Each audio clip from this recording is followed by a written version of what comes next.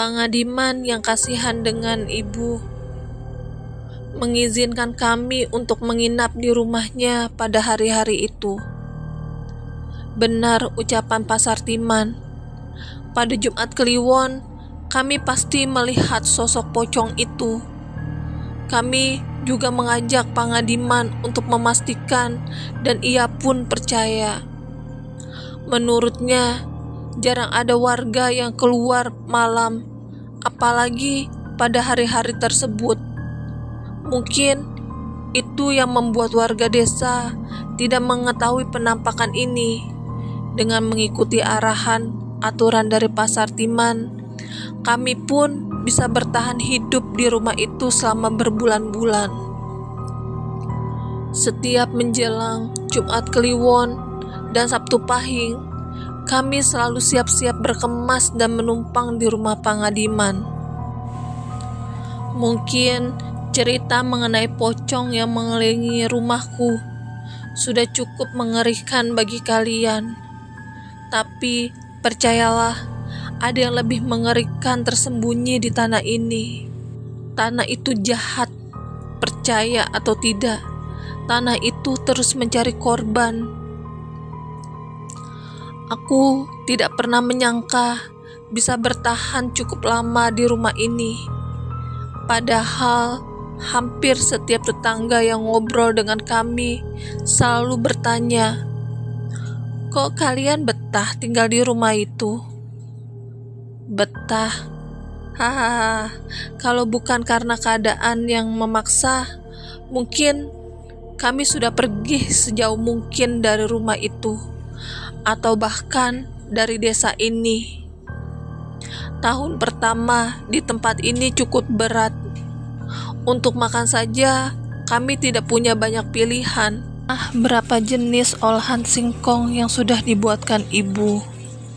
Bila sedang tidak memegang uang, hanya singkong yang ibu tanam di pinggir hutanlah yang akan menjadi menu makanan kami. "Tiwu lagi, Bu?" tanyaku. "Bosan ya? Nanti coba ibu tanya Mbok Sarmi ada lauk sisa atau enggak," balas ibu. Walau aku sering mengeluh, tapi ibu tidak pernah memarahiku sama sekali. Sebaliknya, ia selalu mencari cara agar kami bisa bertahan dari situasi seperti ini. "Nggak usah, Bu. Besok aku ikut Pangadiman mancing aja. Siapa tahu dapat ikan. Kan lumayan," ucapku. "Ya udah, tapi jangan ngerepotin ya," balas ibu. Ada satu berkah yang kurasakan saat hidup di desa. Kami masih bisa bertahan hidup dari alam. Ada tanah untuk ditanam, ikan untuk dipancing, bahkan kalau tidak malas, ada burung yang bisa dijala dari sawah-sawah yang hampir panen.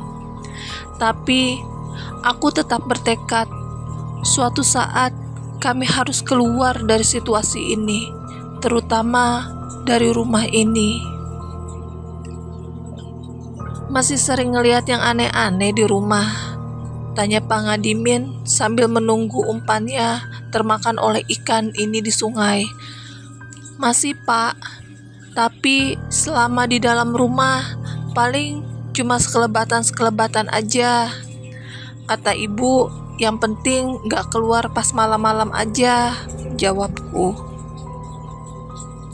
"Yang penting kamu jagain ibumu dan Gendis ya, Mukti. Belum pernah Bapak melihat seorang setegar ibumu itu," balasnya. "Pasti, Pak." Seperti biasa, aku pulang ke rumah saat langit masih terang. Entah mengapa, aku merasa hari di desa ini lebih pendek daripada di kota. Dulu, jam 8 malam, kami malah baru keluar untuk berkumpul di pos ronda. "Gendis, sudah mau malam, masuk," ucapku pada Gendis yang masih berada di teras rumah. "Iya," jawabnya. "Kalau iya, langsung masuk dong, jangan bengong," jawabku. "Nanti malam mau ada tamu." ucap Gendis sambil menatapku.